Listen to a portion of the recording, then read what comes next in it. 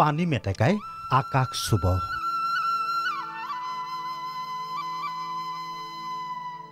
আৱৰ্জনা পানী মেটেকা এতিয়া উপাৰ্জনৰ উৎস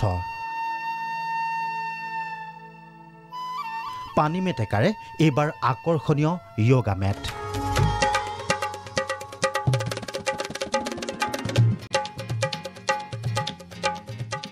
অসমৰ জলাশয় খাল-বিলত সহজভাৱে উপলব্ধ পানী মেটেকা বহু সময়ত মাছৰ উৎপাদনত হেঙাৰ হৈ থিয় দিয়ে পানী মেটেকাই য়োগা মেট এটা নতুন কনসেপ্ট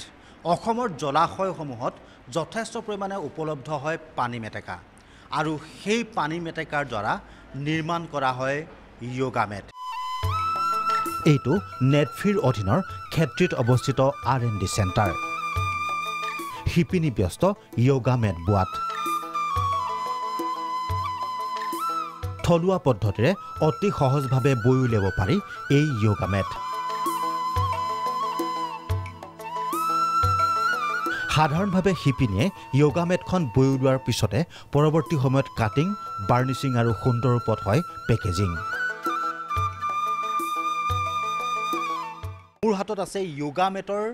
যি মূল যেটো পেকেজিং সেই পেকেজিংটো আছে আৰু এই সুন্দৰ পেকেজিংটোৰ ভিতৰতে সোমাই থাকে য়োগা মেটখন এবাৰ 21 জুনৰ ইন্টাৰনেশ্যনেল য়োগা ডেত এই য়োগা মেট ব্যৱহৃত হ'ব 21 জুন আন্তঃৰাষ্ট্ৰীয় যোগ দিৱসত ব্যৱহাৰৰ বাবে ভাৰতবৰ্ষৰ ভিন্ন প্ৰান্তলৈ যাব 2000খন য়োগা মেট অসম চৰকাৰে ক্ৰয় কৰিছে 1000খন মেট এখন য়োগা মেটৰ বজাৰ মূল্য 900 টকা আমাক 2000 যোগা মেট বনাব দিছে আশা কৰিছো আমি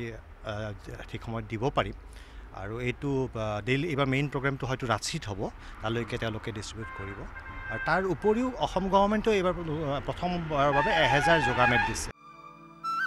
ক্ষেত্ৰীৰ এই R&D চেণ্টাৰত সংস্থাপনৰ মুখ দেখিছে 160 গৰাকী থলুৱা শিপিনীয়ে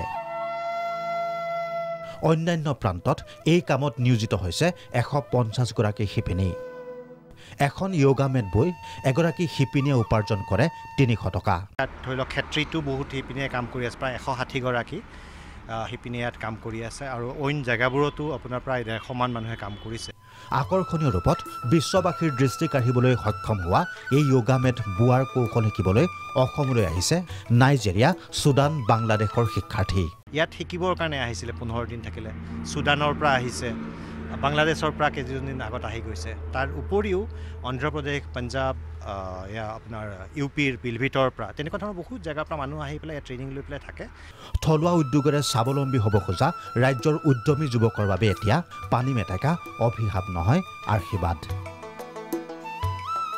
ভিডিঅ' জাৰ্নেলিষ্ট ডিডমৰ সৈতে হেমন্ত বেছ প্ৰাগ নিউজ গুৱাহাটী